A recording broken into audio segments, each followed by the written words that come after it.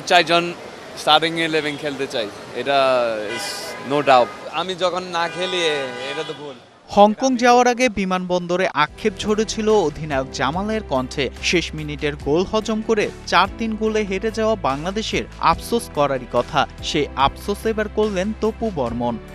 আমাদের সাথে আসলে কোচ কখনো ডিসকাস করে না যে কে খেলবে, কে স্টার্টিং 11-এ খেলবে, কে চেঞ্জিংয়ে খেলবে। তো অবভিয়াসলি আমার কাছে মনে হয় যে ডিফারেন্ট রেজাল্ট হতে পারতো। তাদের ইনক্লুডিং আমার কাছে মনে হয় খুবই ভালো ছিল।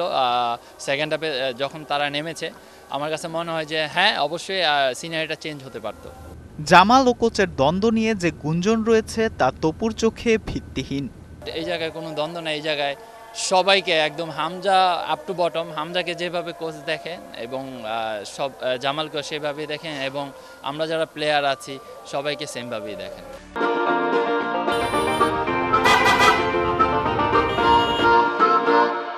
ক্যাপ্টেন হয়েও জামালের জায়গা হয় না মূল একাদশে। এমন ঝামেলা উপেক্ষা করে আর নেতৃত্বের গুণ মাথায় রেখে হামজার হাতেই ওঠা উচিত ক্যাপ্টেন্স আর্মব্যান্ড।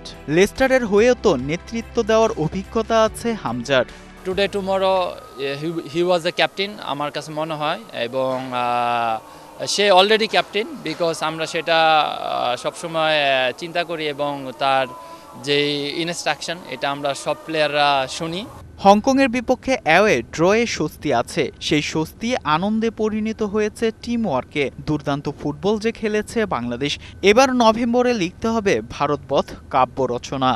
আমি তো জয় ছাড়া কিছু দেখছি না, কারণ আমরা কিন্তু এখন ইন্ডিয়া থেকে দেখেন আমাদের গোল স্কোরিং এর অ্যাবিলিটিতে কিন্তু আমরা থার্ড পজিশনে আছি, এবং ইন্ডিয়া আমাদের সাথে 18 তারিখে হারবে এটা আমি চাই, এবং আমরা ইন্ডিয়াকে হারিয়ে আমরা একটা ভালো পজিশনে যেতে চাই। Fardin Saju, DBC news, Dhaka.